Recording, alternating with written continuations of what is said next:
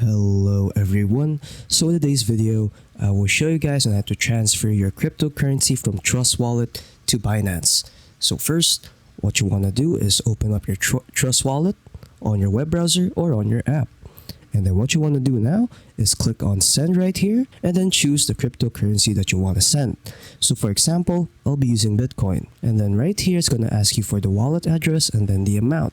So to get the wallet address, what you want to do now is go to Binance, click on deposit crypto, and then the cryptocurrency that you'll be using. So I'll be using Bitcoin. Select the network, this one right here that says BTC, and then what you want to do is just copy the wallet address. And then once you're done, go back to Trust Wallet, paste the wallet address there, and then input the amount. So let's just put an example of 1, and then click on preview, and then you'll be able to send it there. And then you're done. So yeah, that's pretty much it on how to transfer money from your Trust Wallet account to your Binance account.